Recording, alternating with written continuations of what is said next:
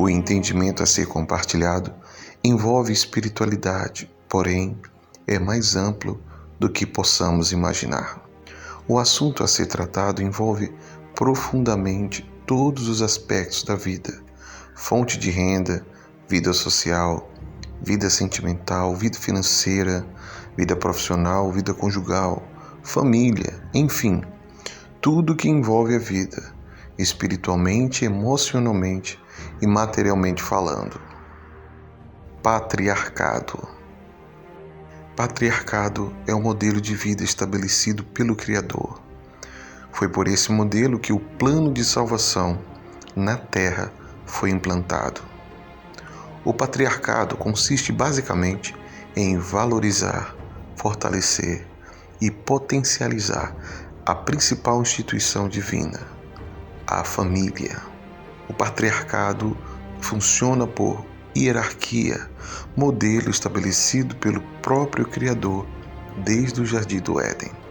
Nessa hierarquia, quem de fato governa é o próprio Deus, através dos seus mandamentos e estatutos, que tem como principal representante o homem, o patriarca. No patriarcado, cada membro da família tem um papel fundamental. O homem é o líder, sacerdote e guardião do propósito divino. Seu forte deve ser a sabedoria espiritual e racional. A mulher é administradora e regente, em especial de pessoas e emoções. Ela é o poder moderador e harmonioso entre os membros. O primogênito é o herdeiro direto do conhecimento e sabedoria. É o cuidador de seus irmãos.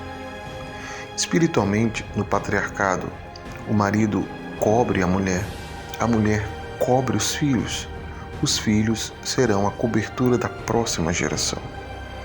E todos honram uns aos outros. Além disso, o patriarca, consagrado e abençoado pelo Deus Pai, tem um poder de abençoar e amaldiçoar seus filhos. O que sai da boca de um patriarca é poderoso. Por isso, os patriarcas devem ter total responsabilidade com as leis do Criador, pois suas decisões podem definir o destino de gerações e gerações. A importância do patriarcado. O patriarcado não é só importante, ele é vital para a subsistência do povo de Deus no mundo dominado pelo sistema.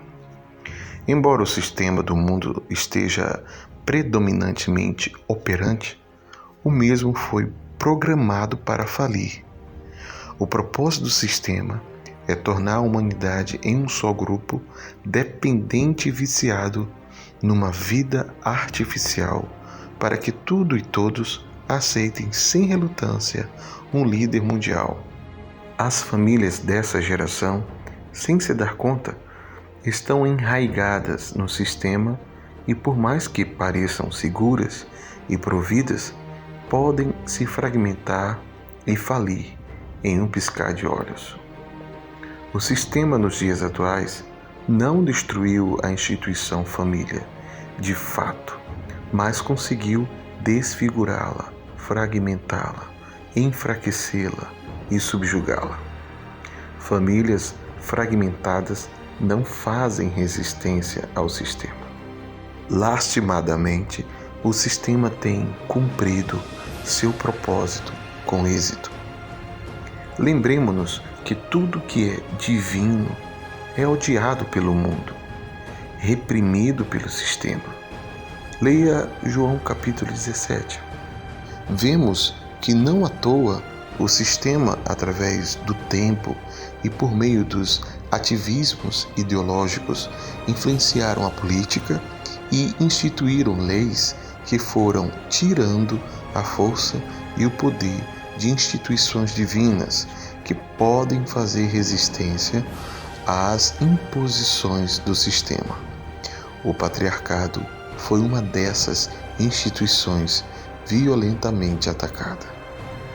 O patriarcado foi e ainda é um dos principais alvos do sistema, pois uma só família patriarcal, em poucos anos, pode se tornar uma tribo forte, unida e preparada, não só para romper com o sistema, mas também para assumir o poder de uma nação.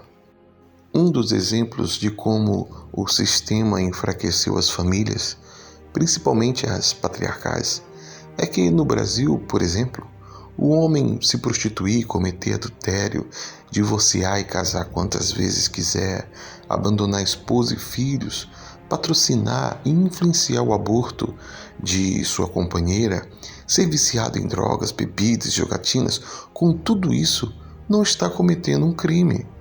Porém, se tal homem quiser se unir legitimamente com duas esposas, ele comete um crime de bigamia e será preso por tal ato. É intrigante saber que a Bíblia em nenhum momento condena um homem por casar com mais de uma esposa, embora essa não seja a vontade original do Criador.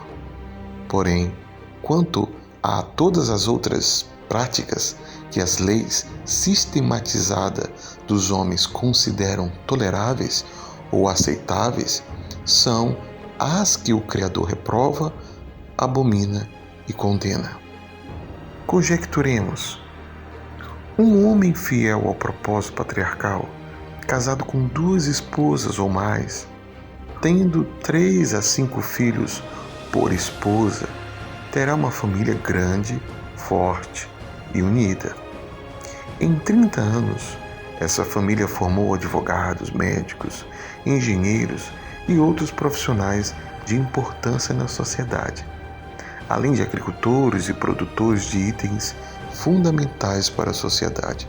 Em 50 anos, essa família, em concordância com mais 3 ou 5 famílias patriarcais semelhantes a ela no mesmo propósito, além de não dependerem mais do sistema em nada, elas têm força e poder para assumir o comando de um vasto território se quiserem. Esse é o pior pesadelo do sistema. Por esse e outros motivos, o patriarcado foi sistematicamente boicotado, enfraquecido e quase criminalizado ante a sociedade. Vale ressaltar que o modelo patriarcal por si só não é garantia de que tudo será perfeito e bem-sucedido. Aonde há a ação do homem está sujeito à falha. A garantia de que o modelo patriarcal tenha sucesso e seja bênção é o quão comprometido o patriarca está com as leis e os mandamentos do Criador. O sistema aceita tudo que não ameace sua imposição.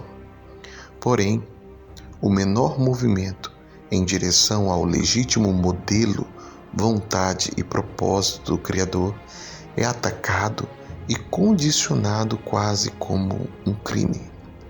Isso é assim para que tal movimento não cresça e prevaleça contra o sistema.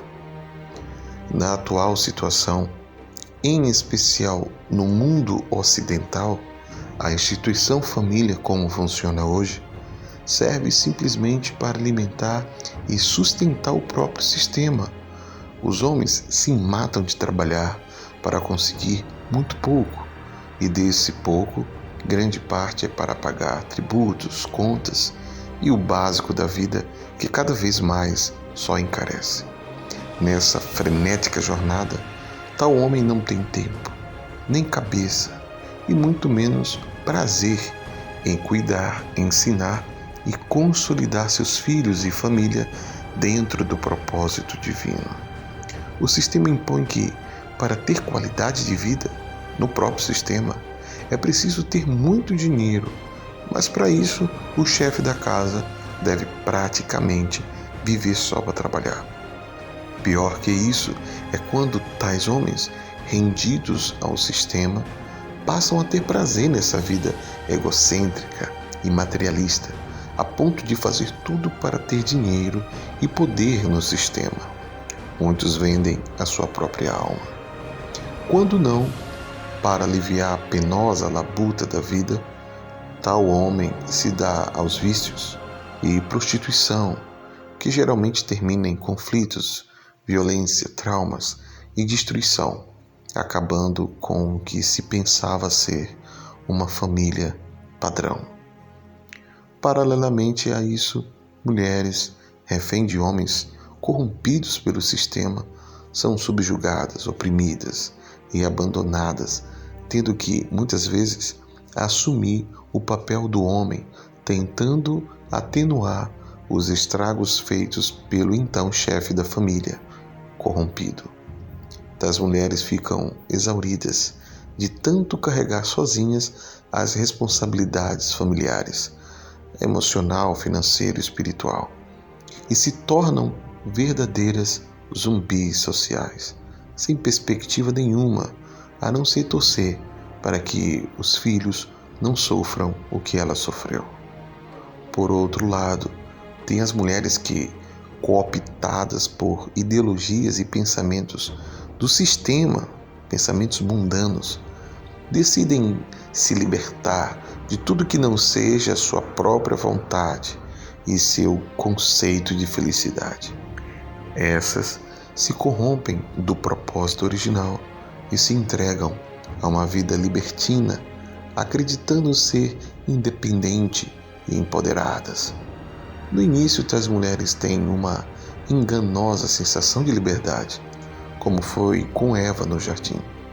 Mas, ao final, tudo vira caos e destruição, não só na sua vida, mas na sociedade e geração a que ela pertence.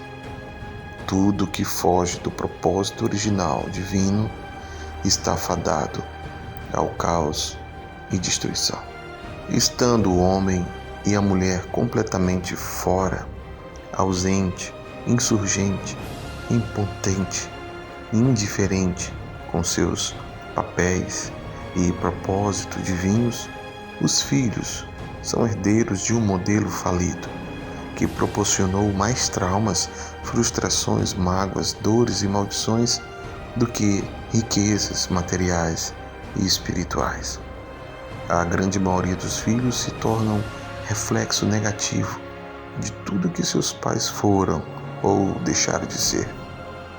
Gerações inteiras são perdidas por causa da insuficiência da instituição família, refém do sistema.